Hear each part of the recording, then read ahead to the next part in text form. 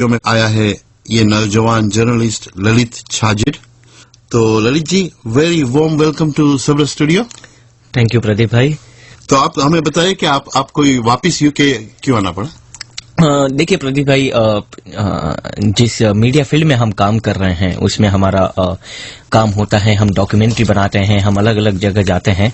पिछले 10 दिनों से मैं यूरोप के जर्मनी कहो, स्पेन, फ्रांस, इटली, ग्रीस और यहाँ तक कि बेल्जियम, इन सब जगह पर मेरा जाना हो रहा है। सारा यूरोप कवर किया? पूरा यूरोप कवर किया है। दरअसल मैं जिस प्रोजेक्ट पे काम कर रहा था, आप जानते होंगे आचार्य तुलसी। हाँ, उसका नाम तो बहुत सुना है। आचार्य तुलसी ने एक बहुत बड़ा अभियान चलाया था जिसका नाम था अनुव्रत आंदोलन। अच्छा। जिसमें कोई समाज या धर्म का सिद्धांत नहीं था। हाँ। अनुव्रत आंदोलन 11 नियमों के बारे में बात करता है। आप बताइए थोड़ा वो नियम के बारे में।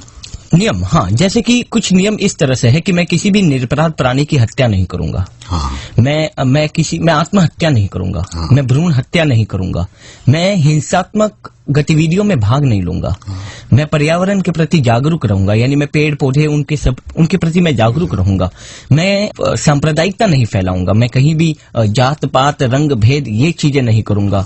मैं भ्रष्टाचार में लिप्त नहीं रहूंगा। मैं करप्शन नहीं करूंगा। छोटे छोटे नियम जो मैं कह सकता हूं कि ये नियम बनाए गए थे जब भारत आजाद हुआ था। हाँ। उस दौर में। अच्छा, और आचार्य तुलसी नेहरू कहिए या महात्मा गांधी कहिए या उन सारे दौर में जाने मानी हस्ती बन गई थी। उनका एक ही कहना था कि हमें आजादी मिल रही है। हाँ। लेकिन हमारी खुद की आजादी का क्या, कैरेक्टर बिल्डिंग का क्या, चरित्र निर्माण का क्या, समाज के निर्माण का क्या? हाँ। उसके लिए जब तक वो निर्माण नहीं होगा हमारी असली आजादी है ही नहीं। हाँ। तो अनुव्रत आंदोलन उसका एक हिस्सा था और पूरे भारत में नहीं बल्कि पूरे विश्व में आचार्य तुलसी की पहचान उस आंदोलन की वजह से बनी।